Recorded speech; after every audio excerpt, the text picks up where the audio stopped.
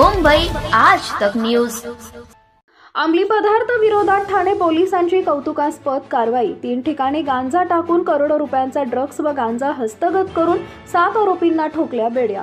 2,60,03,100 रुपये किमतीचा 1167.2 gram mephedrone MD हा अंमली पदार्थ विक्रीकरता कब्जात बाळगल्याप्रकरणी 2 वेगवेगळ्या कारवाईमध्ये 5 आरोपी अटक। तसेच 22,85,100 रुपये किमतीचा 44 किलो 855 ग्रॅम गांजा हा अंमली पदार्थ विक्रीकरता कब्जात बाळगल्याप्रकरणी केलेल्या कारवाईमध्ये 2 आरोपी अटक करण्यात आलेले आहेत। एकूण ठाणे जिल्ह्यात ठाकूरपाडा, शील रोड, डायघर, हेडलाईन पोलीस अंतर्गत भोईरवाडी, नेवाळी नाका व साईबाबा मंदिर चौक, उल्हासनगर 3, डॉल्फिन क्लब समोर अशा 3 ठिकाणी वेगवेगळ्या कारवाया करत आरोपी इलियास खान वय वर्ष 19, दुसरा आरोपी अमन खान वय वर्ष 21, तिसरा आरोपी सैफ अली खान वय वर्ष 25, चौथा आरोपी मंगल उत्तम पवार वय वर्ष 25, पाचवा आरोपी अमर सुभाष पवार वय वर्ष 36, सहावा आरोपी आरिफ खान वय वर्ष 21 व सातवा आरोपी सफिकुर अहमद खान अशा 7 आरोपींना अटक करण्यात आलेली आहे। पोलीस आयुक्त ठाणे यांनी अंमली पदार्थ विक्री संदर्भात विशेष मोहीम राबवून कडक कारवाई करण्यासंदर्भात आदेश दिले होते।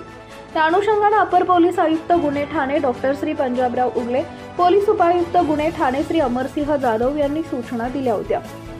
त्या अनुषंगाने सहाय्यक पोलीस आयुक्त प्रशासन ठाणे धनाजी क्षीरसागर यांच्या सूचनेप्रमाणे अंमली पदार्थ विरोधी पथक गुन्हे शाखा ठाणेचे वरिष्ठ पोलीस निरीक्षक राहुल मस्के यांनी विशेष मोहीम राबवली होती।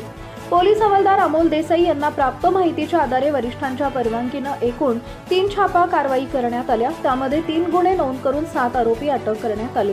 सदर कारवाईमध्ये 1167.2 ग्रॅम हा MD अंमली पदार्थ व 44 किलो 855 ग्रॅम गांजा हा अंमली पदार्थ असा एकूण 2,60,03,100 रुपये किमतीचा मुद्देमाल जप्त करण्यात आलेला आहे। जाणून घेऊया आपल्या रिपोर्टरनं पोलिसांकडून याबद्दल घेतलेली सविस्तर माहिती। Subscribe now and press the bell icon. Never miss an update.